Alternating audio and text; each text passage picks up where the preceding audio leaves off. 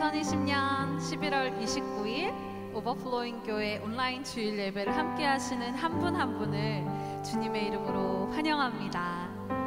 오늘도 우리의 능력 되시며 소망 되시는 그리스도 예수의 이름을 힘입어 신령과 진정으로 함께 예배 자리로 나아가시겠습니다.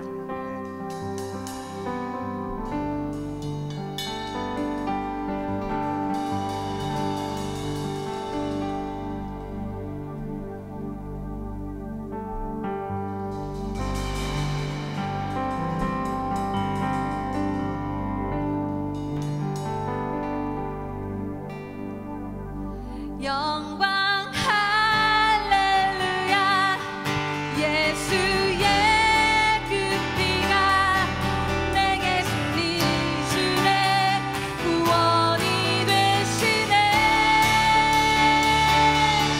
영광 할렐루야 예수의 이름이 능력되네 소망이 되시네.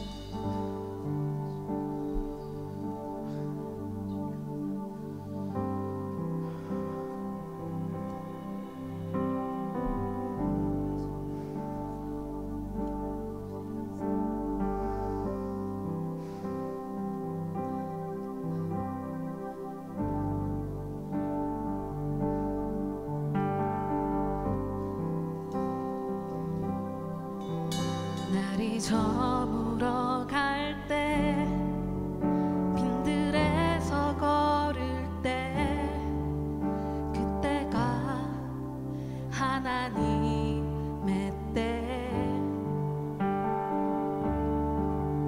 내 힘으로 안 될 때 빈손으로 걸을 때 내가 고백해 여호와 다시 한번 고백하시겠습니다. 날이 저물어 갈 때 빈들에서 걸을 때 그때가 하나님의 때 내 힘으로 안 될 때 빈손으로 걸을 때 내가 고백해 여호와 이래 주가 일하시네 주가 일하시네 주께 아끼지 않는 자에게 주가 일하시네 주가 일하시네 신뢰하며 걷는 자에게 우리 모인 이곳에 주님 함께 계시네 누리네 아버지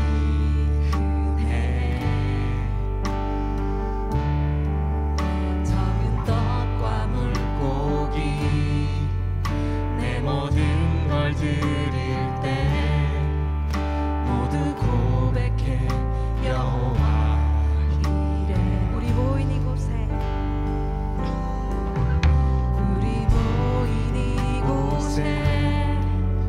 주님 함께 계시네 누리네 아버지 은혜 적은 떡과 물고기 내 모든 걸 드릴 때 모두 고백해 여호와 이래 주님 일하십니다 주가 일하시네 주가 일하시네 주께 아끼지 않는 자에게 주가 일하시네 주가 일하시네 신뢰하며 걷는 자에게 주가 일하시네 주가 일하시네 주가 일하시네 주께 아끼지 않는 자에게 주가 일하시네 주가 일하시네 신뢰하며 걷는 자에게 주가 일하십니다 주가 일하시네 주가 일하시네 아끼지 않는 자에게 주가 일하시네 주가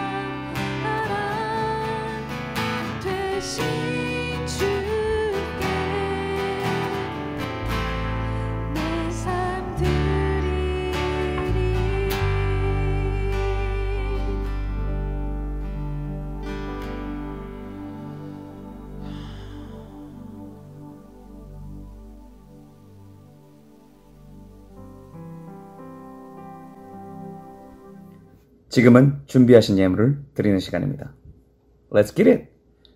boom, boom, boom, boom,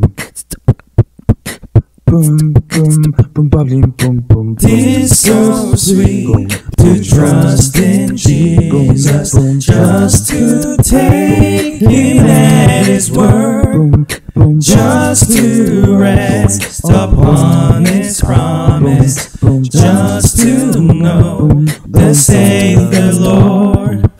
Jesus, Jesus, how I trust Him, how I prove Him on and on. Jesus, Jesus, precious Jesus, oh, for grace to trust Him more.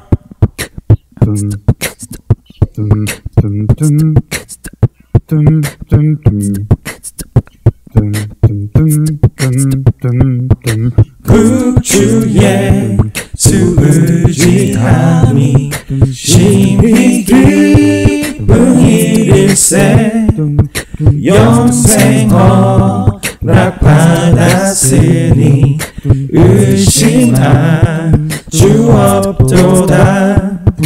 예수 예수 믿는 것은 받은 증거 많도다. 예수 예수 귀한 예수 믿음 더욱 주소서.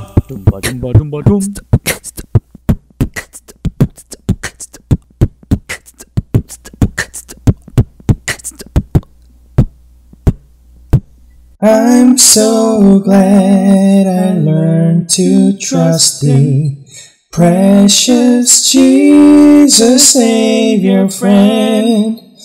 And I know that Thou art with me, will be with me to the end.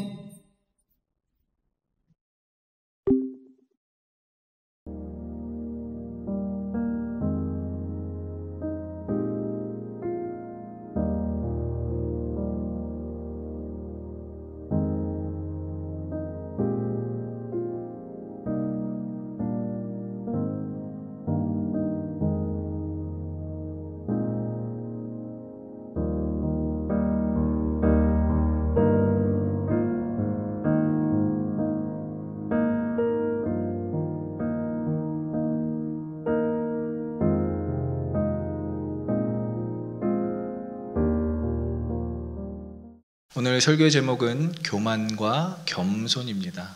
둘이 상충되는, 상반되는 개념인데요. 우리가 교만과 겸손을 또 어떻게 바라봐야 하는지 야고보서에서 아주 적나라하게 또 표현해주고 있습니다. 야고보는 여러분들이 잘 알고 있는 대로 예수님의 동생이었습니다. 그리고 사도행전을 보면 야고보가 얼마나 그 율법주의에 묶여서 복음을 또 해석하고 있는지에 대해서 여러분들이 알 때 야고보는 참 초대교회에서 없어서는 안 될 인물이었고 이 구약과 신약을 잘 믹스해서 사람들에게 복음을 전하는데 앞장선 인물이었구나라는 것을 야고보서 전체를 보면서 느낄 수가 있습니다. 그래서 야고보의 장점은 율법에 기반하여서 그리스도의 복음을 또 풀어 해석하고 있습니다. 그래서 우리에게는 너무나 중요한 복음서예요. 왜냐하면 야고보와 같이 구약을 또 소중하게 생각하고 그 관습과 하나님의 말씀을 정말 경히 여기지 않는 그런 야고보의 모습 가운데 구약과 신약의 일치를 또 이렇게 이루려는 그런 지도자가 있었다라는 것은 참으로 우리에게 복된 일이었을 것 같다고 생각을 합니다. 그래서 겸손한 자라고 오늘 이렇게 나와 있는 이 겸손한 자에 해당하는 단어는 이 헬라어로 타페이노이스라는 단어인데 원형으로는 타페이노스라는 단어예요. 사실 이것은 사람을 지칭할 때 쓰이는 단어가 아니라 지면에서 이 평지에서 높이 솟아오르지 않다라는 의미를 가지고 있습니다. 그러니까 그 지면을 의미하는 거예요. 그냥 지평, 평지를 의미하는 거예요. 평평한 지대를 의미하고 있습니다. 그래서 그 평평한 지대에는 어느 부분 하나 높이 솟아오르는 곳이 없고 모든 사람들이 지나다닐 수 있도록 평평하다는 것을 의미하고 있어요. 그럼 영적인 의미로는 낮은, 겸손한, 그리고 많은 사람들이 그냥 쉽게 지나다닐 수 있는 그런 평평함을 또 영적으로도 의미하고 있는 것입니다. 겸손의 반대말은 여러분 잘 알다시피 교만입니다. 교만. 예. 제 이름이 충만이잖아요, 그죠? 근데 충만, 예. 거기서 충자를 교자로만 바꾸면 교만이 됩니다. 예. 저도 항상 이것을 명심하고 살고 있어요. 아, 내가 충만할 수도 있지만 이 한 글자만 바꿔서 교만해질 수 있다. 제가 살아가면서 교만하다라는 얘기는 많이 못 들었는데 주로 제가 이렇게 걸을 때 사람들이 저보고 걸음걸이가 교만하다라고 얘기를 어렸을 적에 청소년 청년 시절에 저는 그 얘기가 무슨 얘기인지 몰랐어요. 근데 제 아내를 만나고 나서 알았습니다. 오빠 걸음걸이가 굉장히 리듬을 타면서 걷기 때문에 건방져 보인다라고 이야기를 하더라고요. 그래서 많은 사람들이 내가 춤을 어렸을 때부터 춰와서 이 걸음걸이가 굉장히 교만하게 보일 수도 있겠구나. 근데 그거에서 어디서 굉장히 심하게 지적을 받았냐면 제가 군대 갔을 때 이렇게 제식으로 걷지 않습니까? 그래서 제식으로 걸을 때도 제가 리듬을 타면서 걷고 있는 거예요. 그래서 선임들이 저한테 굉장히 꾸지람을 주고 그것 때문에 기합을 많이 받았습니다. 제가 걸음걸이가 많이 겸손해졌죠. 여러분들 제 걸음걸이 보면서 뭐 리듬을 느낄 수 있겠습니까? 혹시나 제가 리듬을 타고 걸어간다면 성령 충만해서 그런 줄 알고 여러분들 양해를 또 부탁을 드리겠습니다. 아무튼 이런 몸짓에서도 우리의 표정에서도 우리의 어떤 생활 습관에서도 교만함이 나올 수 있다라는 것을 우리는 스스로 알고 있어야 된다는 거예요. 저도 교만이 너무 무서운 건 잠언 말씀에 교만에 대해서 이렇게 확실하게 지적하고 있어요. 잠언 16장 18절에 우리 한번 같이 읽어보겠습니다. 교만은 패망의 선봉이요 거만한 마음은 넘어짐의 앞잡이니라.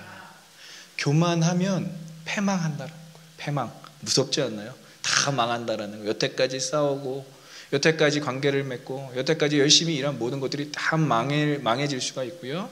또 교만으로부터 오는 거만한 마음으로 인해서 우리가 넘어질 수 있다라는 거예요.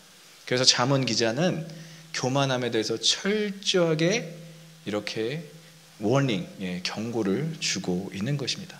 그리고 교만은 원리적으로 하나님을 대적하는 거예요. 여러분들 그걸 꼭 명심하셨으면 좋겠어요. 하나님을 대적하는 것은 다른 게 아니라 교만인 것입니다. 그리고 교만은 많은 심리학자들이 이야기하는 건데 교만은 열등감을 동반한대요. 그러니까 내가 할 수 없는 것, 내가 하지 못하는 것에 대해서 인정하고 내려놓을 줄도 알아야 되는데 그게 또 겸손인데 내가 못하는 것에 대해서 계속 하려고 하는 그 의지, 어떻게 보면 의지까지는 좋지만 그것이 어느덧 상처가 되고 열등감이 되어서 교만과 열등감은 동반되어진다라는 것이죠. 근데 하나님의 자녀로서 너무나 감사한 것은 우리가 하나님을 믿으면서 가끔 우리의 마음 가운데 교만이 싹 트려고 할 때, 성도가 이렇게 교만해지려고 할 때 교만하지 않도록 삶의 문제와 고난을 허락하신다라는 거예요. 저 오늘 찬양 너무 또 은혜가 됐어요. 나의 믿음 주께 드려. 나의 삶의 문제와 나의 삶의 어떤 고난까지도 다 주님께 드리는 것이 우리의 믿음인 줄 믿습니다. 그런데 우리가 그것을 드리지 않고 삶의 문제와 고난 이 가운데 하나님을 보지 않고 계속 우리의 의지대로 해결하려고 할 때, 주님께서 일하심을 방해하려고 할 때 교만은 더욱 커질 수 있다라는 거예요. 큐티를 하면서 본 글인데요. 남아프리카 공화국의 케이프타운이라는 곳이 있답니다. 케이프타운에 이 강한 돌풍이 불면 이 남아프리카 공화국 케이프타운에 있는 사람들이 그 돌풍을 태풍이라고 이야기하지 않고 닥터, 의사라고 이야기한대요. 그래서 그 케이프타운에 부는 돌풍의 명칭이 케이프 닥터라고 이야기를 합니다. 케이프 닥터가 지나간 자리에는 청명한 공기와 맑은 시야가 확보되고요. 그리고 모든 것이 다 휩쓸려간 그 자리는 정말 깨끗할 정도로 청소가 되어 있다고 해서 그 케이프타운의 사람들은 그것을 케이프 닥터라고 이야기를 한다라고 합니다. 이처럼 고난의 풍랑은 때로 우리를 영적으로 치료하는 도구가 될 수 있다는 거예요. 그것이 너무나 크고 너무나 무섭고 너무나 고통스럽지만 그 돌풍이 지나가고 난 자리에는 어느덧 우리가 성장해 있다라는 것이죠. 그리고 우리의 영적인 잔재들, 찌꺼기들이 이렇게 다 청소가 되어 있다는 것을 경험할 수 있습니다. 그래서 코로나로 인해서 우리는 어떻게 보면 돌풍에 맞은 것 같아요. 우리 삶에 돌풍을 맞은 것처럼 좌절과 낙담을 할 수 있지만, 여러분들 이 코로나 시기에 좌절과 낙담이 아닌 영적인 의미를 발견하시는 저와 여러분들 되시길 소망하고 축복합니다. 그리고 영적인 게으름과 일상의 죄악을 말끔히 제거할 수 있는 기회라는 거예요. 그래서 욥은 고난 가운데 42장에서 이렇게 표현해요. 티끌과 재 가운데서 내가 회개하고 있다. 어떻게 보면 티끌만한 죄, 어떻게 보면 먼지만한 죄도 우리는 고백하지 못할 때가 있어요. 하지만 하나님 고난을 통해서 티끌만큼 작은 죄까지도 다 털어내게 하신다라. 마치 우리의 옷에 먼지가 묻었으면 깨끗하게 털어내기를 원하듯이 하나님께서 여러분들의 모든 죄악을 말끔하게 털어내시기 위해서라도 우리에게 고난을 허락하신다라는 것입니다. 그래서 오늘 본문에서 이야기하는 것처럼 겸손한 마음으로 뭐라고 하죠? 야고보가 은혜를 더 받을 수 있는 것이 교만함에서 내려오는 겸손한 상태라고 이야기하고 있습니다. 은혜를 더 많이 받고 은혜를 더 누리기 위해서 여러분들이 겸손을 선택해야 할 줄 믿습니다. 교만에서 겸손, 이것은 굉장히 어려운 거예요. 그래서 야고보는 그냥 우리에게 이야기하지 않고 촘촘하게 이야기해주고 있어요.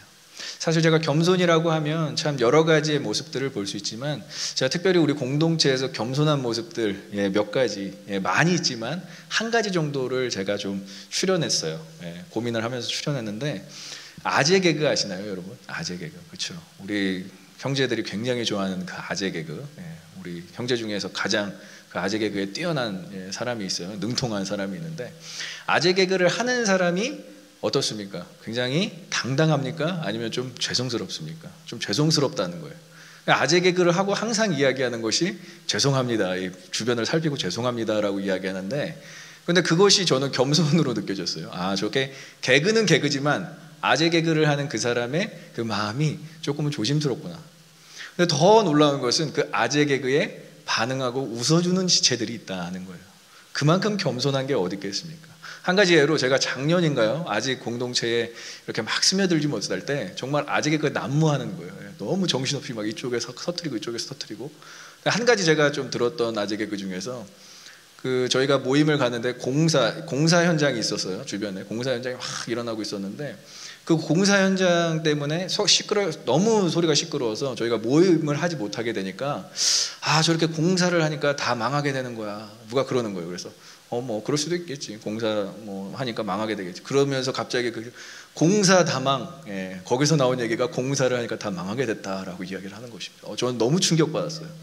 분명히 그럴 뜻이 아닐 텐데, 공사 다망은 분명히 그런 뜻이 아닐 건데, 그런데 더 놀라운 것은 그 공사 다망을 듣고 많은 사람들이 웃어줬다라는 거예요.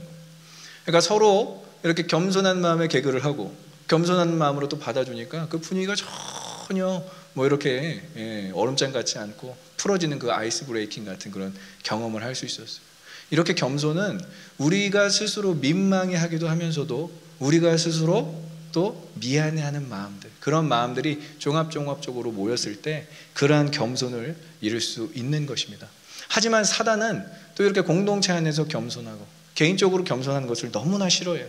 에베소서 2장 2절을 보면 이 사단이 어떻게 우리를 겸손하지 못하게 하는지를 이야기하고 있습니다. 두 가지를 이야기하고 있는데 한번 같이 읽어보겠습니다. 그때 너희는 그 가운데서 행하여 세상 풍조를 따르고 공중의 권세 잡은 자를 따랐으니 곧 지금 불순종의 아들들 가운데 역사하는 영이라. 교만할 수 있는 것은 딱 두 가지. 여기서 이야기하는 것은 세상 풍조를 따를 때 교만할 수밖에 없습니다. 왜냐하면 세상이 공중의 권세 잡은 그 악한 영으로 인해서 돌아가고 있기 때문에, 세상 풍조를 따라갈 때, 세상 법칙을 따라갈 때, 세상의 시스템을 따라갈 때, 세상의 결과주의적인 부분을 따라갈 때 우리는 교만해질 수밖에 없고요. 특별히 또 강조하는 건 불순종의 아들들 가운데 이 교만의 영은 역사한다는 거예요. 하나님의 말씀을 거역하고 하나님의 말씀을 경히 여기고 하나님의 말씀을 듣지 아니하려고 하는 이러한 불순종의 마음이 바로 교만을 일으킨다라는 거예요. 그래서 제임스 에머리 화이트라는 사람은 이런 얘기를 했습니다. 자기애와 쾌락주의는 영혼이 죄에 둔감해지도록 조장해서 급기야 공허한 최후에 이르게 한다. 결국 교만이라는 것도 자기애와 쾌락주의에서 시작된다라는 거예요. 그리고 결국 그 교만은 우리가 공허함을 느낄 수 있는 최종 단계까지 우리를 끌고 간다라는 거예요. 그래서 여러분, 교만의 최고의 최악의 결론이 뭔지 아십니까? 자살이에요. 사실 자살은 최고의 교만이에요. 자기의 의로움을 드러내는 거예요. 하나님 앞에서 해결하지 않고 내 스스로 나의 생명을 해결할 수 있다고 생각하는 그 부분이 제일 교만하다라고 성경에서도 이야기하고 있습니다. 자기의 생명을 조금도 하나님의 것으로 생각하지 않는 그 마음, 그것이 너무 교만하다라는 것이죠. 그럼 이 교만, 악한 영을 따르고 정말 세상 풍조를 따르고 불순종하는 이 교만에서 우리가 어떻게 겸손해질 수 있느냐, 우리 한번 말씀을 보면서 함께 알아보도록 하겠습니다. 첫 번째 한번 따라해 볼까요? 겸손의 시작. 겸손의 시작을 어떻게 이루어야 될까요? 야고보는 오늘 7절에서 이렇게 이야기하고 있습니다. 우리 7절을 같이 보겠습니다. 그런즉 너희는 하나님께 복종할지어다. 마귀를 대적하라. 그리하면 너희를 피하리라. 아멘. 하나님께 복종하는 것입니다. 믿으십니까? 하나님께 우리에게 주신 말씀에 순종하는 것을 의미해요. 그래서 여러분들 너무나 좋아하는 말씀 신명기 30장 9절에 요약하면 그렇습니다. 이 율법, 즉 하나님의 말씀을 지키면, 내 마음과 뜻을 다하여 하나님을 지키고 하나님을 즐거워하면 내 손으로 하는 모든 일에 모든 것을 더하시겠다, 더 많게 복의 복을 더하시겠다라고 얘기하세요. 이것은 어떻게 보면 순종에 대한 결과를 약속하시면서 순종해라 라고 이야기하는 구약 시대의 순종의 법칙입니다. 이 구약 시대의 순종의 법칙으로 인해서 많은 믿음의 선조들이 실질적인 복을 누렸어요. 실질적인 복. 정말 자손들이 많아지고 본인들의 소유가 많아지고 일한 것보다 더 많은 것들을 얻게 되는, 그러한 소산을 얻게 되는 그러한 복을 누렸다면, 신약 시대는 조금 다릅니다. 공동체적 순종을 주님께서 원하시는데, 베드로전서 1장 22절에 공동체적 순종으로 인해서 우리가 어떻게 되는지에 대해서 자세하게 나와 있습니다. 한번 같이 읽어보겠습니다. 너희가 진리를 순종함으로 너희 영혼을 깨끗하게 하여 거짓이 없이 형제를 사랑하게 이르렀으니 마음으로 뜨겁게 서로 사랑하라. 진리를 순종함으로 어떻게 됐다고요? 서로 사랑하게 되었다라는 거예요. 요한복음 13장 34절에 새 계명을 주노니 너희가 서로 사랑하더라고 주님께서 말씀하셨어요. 근데 이거를 이루기가 너무나 힘들어요. 왜냐? 우리는 서로 사랑할 수 없는 사람들로 이미 죄 가운데서, 죄의 원죄로 인해서 타락해져 있기 때문에. 하지만 말씀에 순종함으로 우리가 서로를 사랑하게 된 줄 믿습니다. 그 말씀에 순종하면서 우리의 영혼이 깨끗해지고 형제를 사랑하고 자매를 사랑할 수 있는 데까지 이르게 되었다. 그러니까 베드로가 또 얘기합니다. 그러니까 뜨겁게 서로 사랑하라 라고 이야기해요. 주님의 말씀은 우리를 사랑하게 합니다. 주님의 말씀은 우리를 순종해서 복을 누리게 합니다. 그 모든 것이 하나님이 다 예비해 놓으신 약속이라는 거예요. 그래서 말씀에 순종하는 것이 겸손의 시작 첫 번째고요. 두 번째는 마귀를 대적하는 거예요. 7절에 나와 있는 것처럼 마귀를 대적하는데, 아까 얘기했지만 하나님의 말씀에 순종하지 못하게 하고 욕심을 따라 살게 하는 것이 마귀라고 이야기하고 있어요. 마귀. 우리가 이것을 자꾸 내쫓아야 돼요. 예수님도 공생애를 시작하실 때 마태복음 4장에 보면 예수님도 광야에 이끌려서 마귀에게 시험을 당하시는 장면이 나옵니다. 그러면 예수님도 우리와 똑같이 시험을 당하셨는데 어떻게 이기셨느냐? 말씀으로 이기셨다는 거예요. 사단아 물러가라, 주 너의 하나님을 시험하지 말라. 다 말씀으로 이렇게 이기시면서 시험 받을 때 다른 어떠한 능력으로 싸우지 않고 말씀으로 이기시는 예수 그리스도의 모범을 볼 수 있습니다. 그러니까 여러분들, 겸손의 시작의 원리는 간단해요. 하나님 말씀에 순종하고 마귀에게 대적하면 됩니다. 한번 따라해 볼까요? 겸손의 시작은 하나님 말씀에 순종, 마귀에게 대적. 근데 여러분들 교만하고 싶으면 이걸 반대로 하면 돼요. 마귀에게 순종하고요, 하나님 말씀에 불순종하면 그럼 바로 교만해지는 거예요. 절대 반대로 이행하지 마시고 하나님 말씀에 순종하시고 마귀에게 대적하는 저와 여러분들의 시기를 간절히 소망하고 축복합니다. 두 번째입니다. 따라해 볼까요? 겸손의 과정. 겸손의 과정이 있어요. 우리가 시작은 좋아요. 하나님의 말씀에 순종했고 마귀에게 대적했어요. 그럼 과정은 무엇일까요? 8절과 9절에 나와 있습니다. 한번 8절을 먼저 읽겠습니다. 하나님을 가까이 하라. 그리하면 너희를 가까이 하시리라. 죄인들아 손을 깨끗하게 하라. 두 마음을 품은 자들아 마음을 선결하게 하라. 어떤 거죠? 첫 번째, 하나님을 가까이 하는 거예요. 하나님을 가까이. 우리 찬양하면서 하나님을 막 마음가운데 느끼시는 분들 한번 손 들어볼까요? 찬양팀은 당연히 손 들어야 될 줄 믿습니다. 이거 아니라면 심각한 거예요, 여러분. 찬양팀 하시는데. 자, 찬양을 하는데 하나님의 마음을 하나님이 너무 가깝게 느껴진다면 여러분들 하나님이 가까이 계신 거예요. 믿으십니까? 말씀을 묵상하는데 하나님 가깝게 느껴져요. 그럼 하나님 가까이 계신 거예요. 기도를 하는데 하나님 진짜 내 옆에 계시고 내 앞에 계시고 막 살아계신 하나님 느껴져요. 그럼 하나님 가까이 계신 거예요. 하나님을 가까이 하는 것을 날마다 여러분들이 이행하셔야 되고요. 그리고 묵상하고 기도하고 찬양하고 그분의 인도하심을 따라가는 거예요. 그래서 시편 기자는 119편 105절에서 주의 말씀은 내 발의 등이요 내 길의 빛이니이다 라고 얘기했어요. 정말 뗄래야 뗄 수 없는 주의 말씀, 그리고 그 임재를 사모했다라는 것이죠. 그래서 하나님과 가까이 하는 것, 그것이 바로 겸손의 과정입니다. 두 번째는 이제 마음을 성결케 하라고 이야기하고 있어요. 마음을 성결케 하고 손을 깨끗하게. 자, 마음을 성결케 하다, 우리가 좀 어렵잖아요. 어떻게 성결케 해야 될까? 야고보는 그래서, 사실 야고보서의 배경은 그렇습니다. 수신자들, 야고보서를 읽는 수신자들이 영적 상태가 굉장히 좋지 않았어요. 두 마음을 품었습니다. 두 마음을. 어떤 마음이냐? 하나님과 세상, 그리고 믿음과 의심, 이 두 마음을 품었어요. 왜냐? 로마 통치 아래에 있었기 때문에 그들은 자꾸 로마라는 세상이 보였어요. 팍스 로마나, 로마 피스라고 하죠. 정말 평화와 자유가 로마에게 있지는 않을까라는 의심이 있었다라는 거예요. 믿음이 있는 유대인들조차 그렇게 살았고요. 그리고 세상과 하나님을 겸하였습니다. 이것은 뭐 세상이라는 것은 여러 가지가 있지만 맘모니즘, 돈을 숭배했다는 거예요. 야고보는 그것을 알고 있었어요. 초대교회에 이렇게 신앙생활, 두 마음을 갖고 신앙생활을 하는 사람들이 있었다는 걸 알 수 있었어요. 변질된 마음들. 그래서 하나님을 마음에 모시고 사는데 두 마음을 품는 것, 그것은 바로 하나님을 밀어내는 듯한 그런 느낌이고요. 그리고 성령님, 내주하시는 성령님, Holy Spirit dwells in us라고 해요. 하나님께서 우리 안에 거주하고 계신데 그분을 자꾸 밀어내는 것이 우리의 마음 가운데 두 마음을 품는 것입니다. 여러분들 오늘 하나님께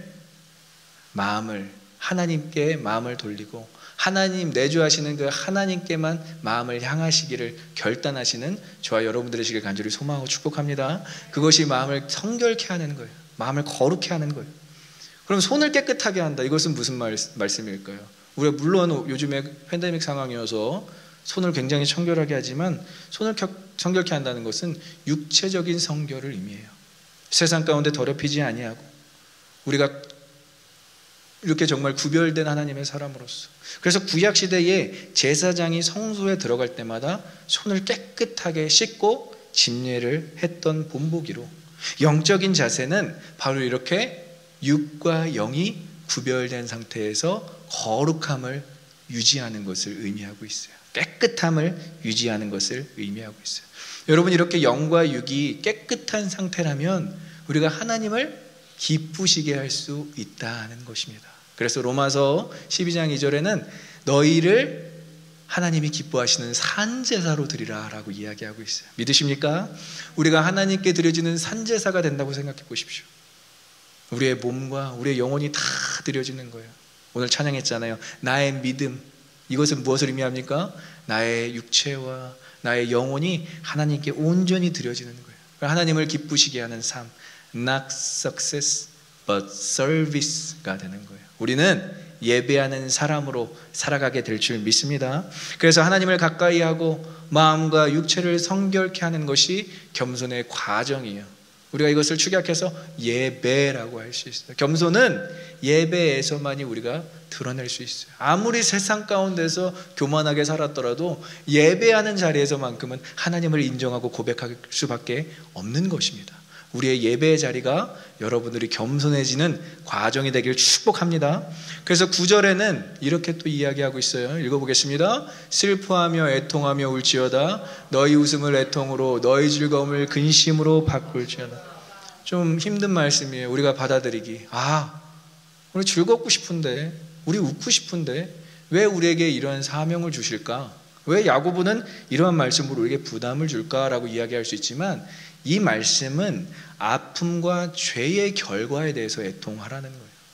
이 시대는 아픔과 재해 결과를 이미 받고 있습니다. 여러분 주변을 돌아보면 너무 많은 일들, 참담한 현장들이 우리의 삶 가운데서 펼쳐지고 있어요. 그럼 그 사람들을 보면서 우리가 해야 될 일은 같이 아파하고 같이 울 수 있는 그 마음이 필요하다라는 것입니다. 물론 즐거울 때, 정말 하나님 안에서 복음으로 즐거워할 때는 우리도 같이 웃어야 되겠지만 지금은 시대적인 눈물이 필요한 시대라는 거예요. 그리고 가난하고 아픈 사람들이 얼마나 지금 더 힘들게 살아가고 있습니까? 우리 의료계에 종사하는 형제자매들을 위해서 더욱 많이 기도해야 돼요. 그들과 함께 되기 위해서 공감, 여러분 공감이라는 단어 좋아하시죠? 공감은 그 대상과 마음을 같이 하는 것을 의미하고 있어요. 그 공감하기 위해서 그 병상에 정말 아프지도 않은데 어떻게 보면 환우들을 돌보기 위해서 그 자리까지 내려가는 것, 그것이 공감이라는 거예요.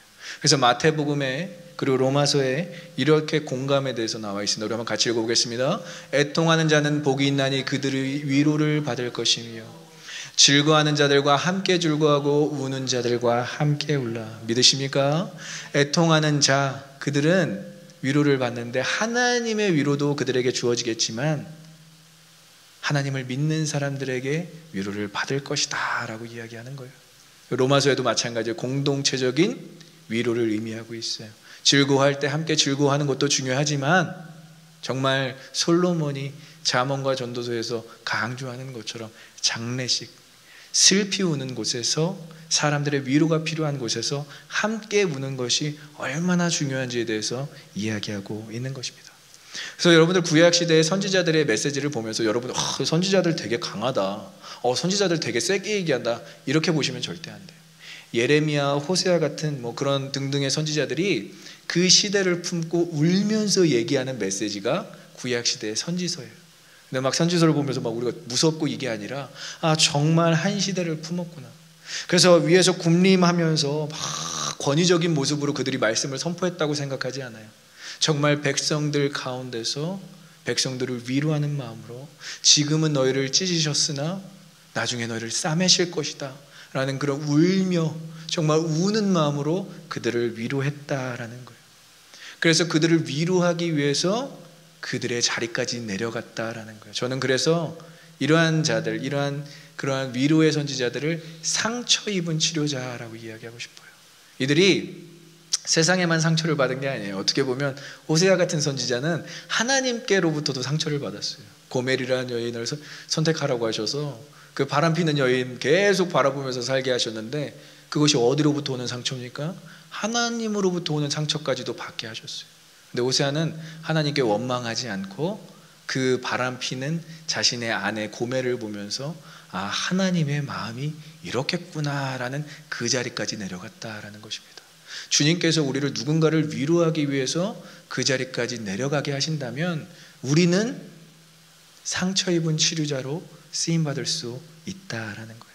그리고 최종적으로 예수님께서 오셔서 아픔을 공감하시기 위해서 이 땅에 오셨잖아요. 우리의 아픔에 공감하시고 우리의 아픔에 정말 그것을 그 죽음이라는 그 답답함을 느끼기 위해서 이 땅에 오셨는데 이 모습이 요한복음 11장 34절과 35절 나사로의 죽음 앞에서 자세하게 우리에게 전달되어지고 있습니다. 우리 한번 같이 읽어보겠습니다.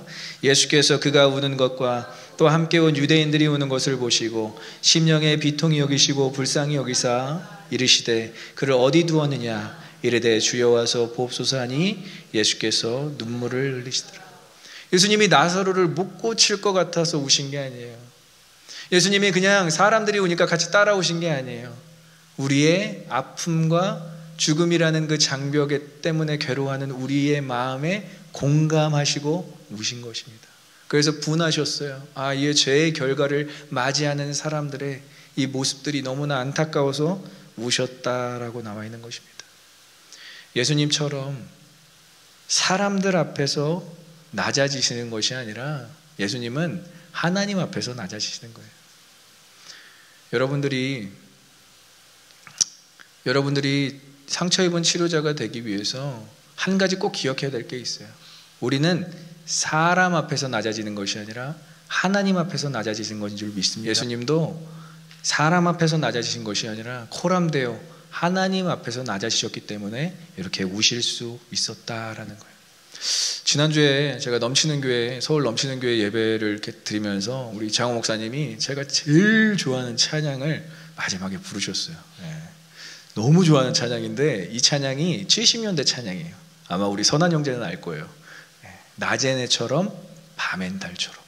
와, 이 찬양을 부르는데 너무 은혜가 됐어요. 우리 목사님 또 목소리도 걸걸하시잖아요. 은혜 되시는 그 목소리로 낮엔 해처럼 밤엔 달처럼 이 찬양을 하시는데 이 가사가 너무나 은혜로워요.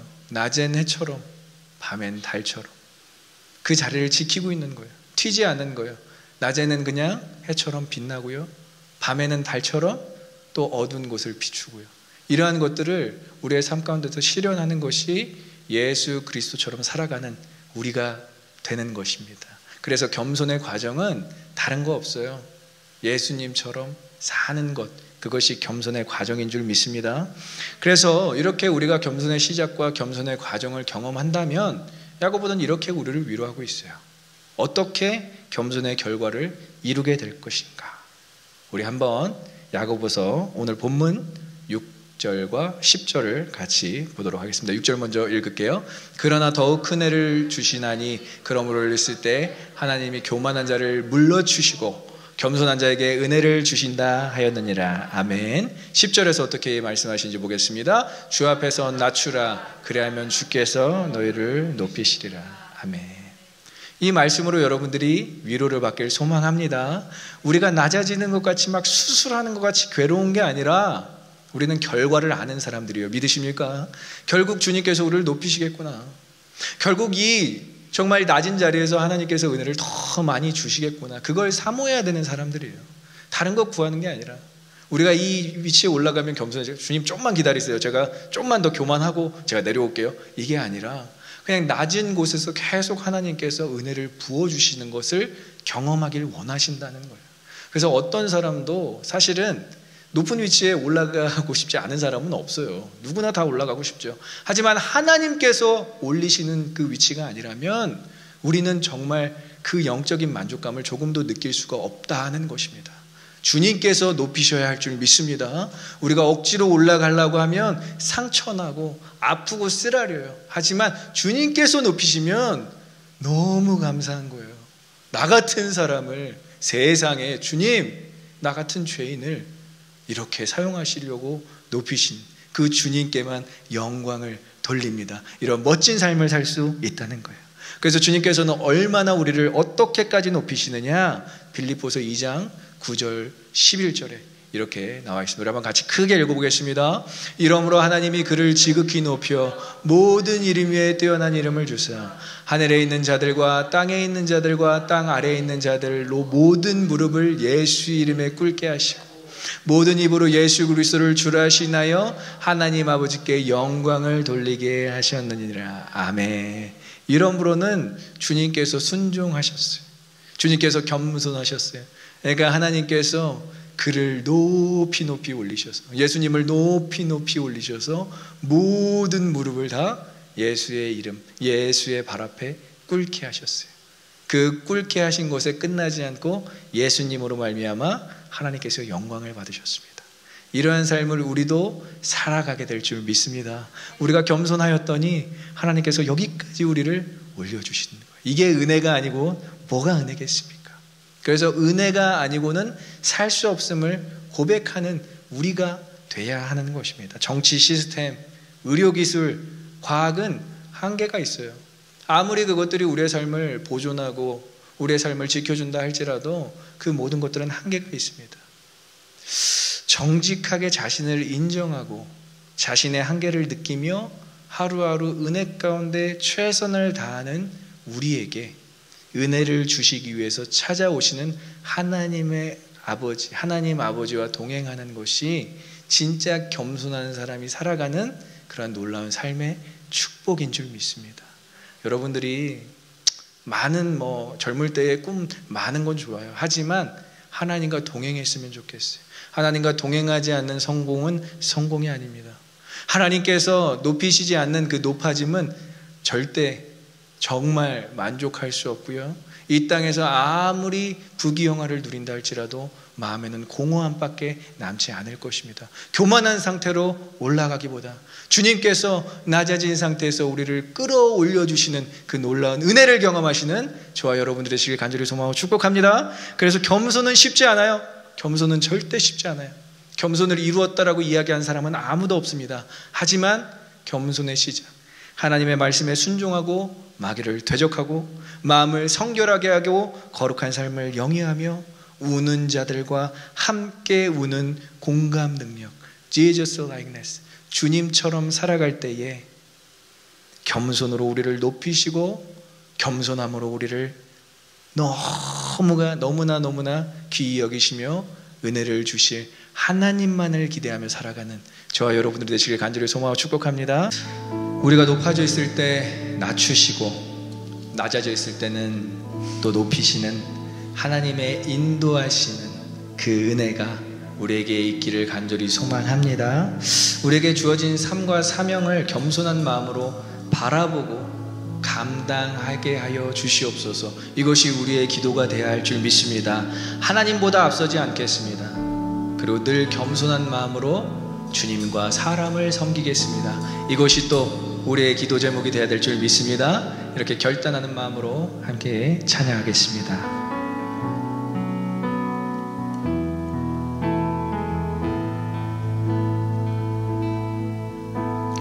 하늘의 영광을 다 버리고 낮은 이곳에 내려오신 주, 죽기까지 나를 사랑하신 그 사랑 얼마나 큰지,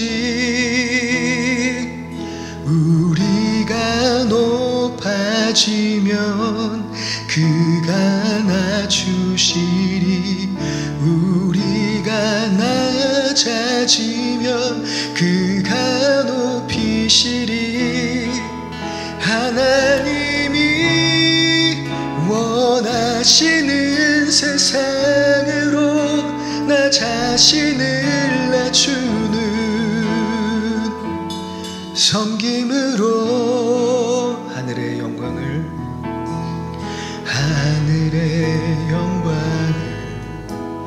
다 버리고 낮은 이곳에 내려오신 주, 죽기까지 나를 사랑하신 그 사랑 얼마나 큰지,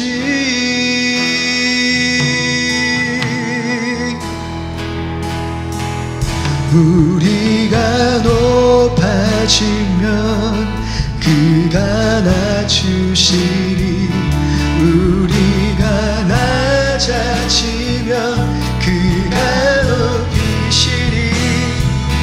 하나님이 원하시는 세상으로 나 자신을 낮추는 섬김으로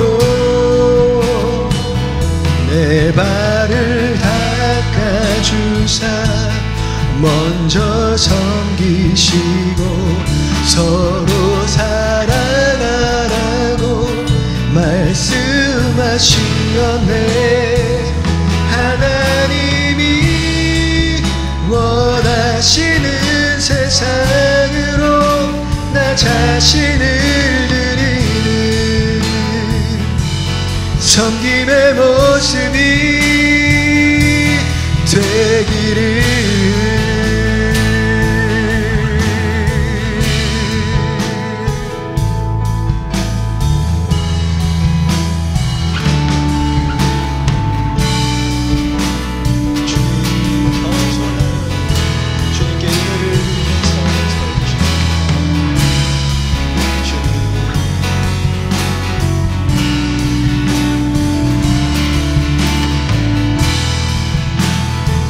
우리 함께 믿음으로 고백하며 우리가 높아지면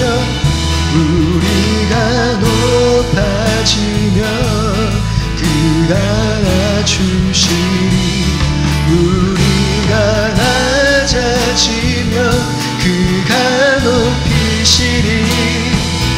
하나님이 원하시는 세상으로 나 자신을 낮추는 섬김으로 내 발을 닦아주사 먼저 섬기시고 서로 사랑하라고 말씀하시었네. 하나님이 원하시는 세상으로 나 자신을 드리는 섬김의 모습이 되기를.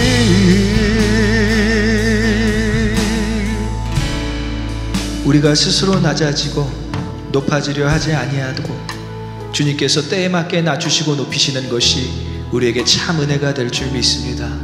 높아진 마음으로는 하나님을 경험하고 은혜를 누릴 수 없기에 오늘 우리의 삶에 깊이 개입하셔서 때로는 고난으로 육체의 연약함으로 우리를 낮추시는 것도 은혜라고 고백하는 우리의 모습이 되게 하여 주시옵소서.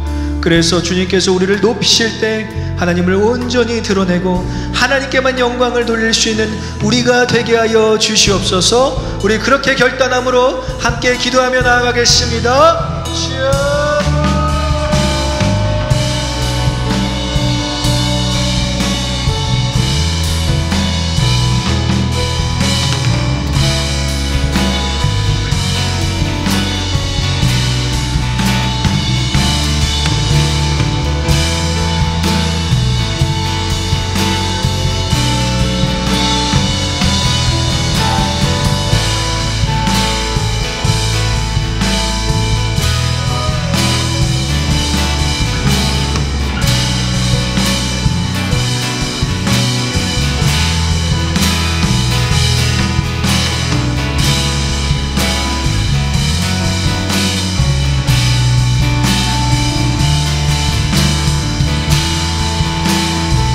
우리 함께 고백하며 우리가 높아지면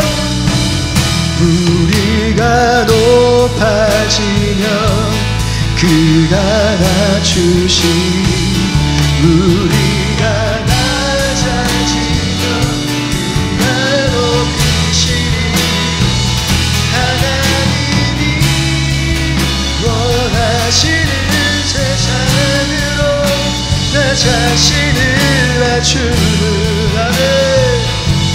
섬김으로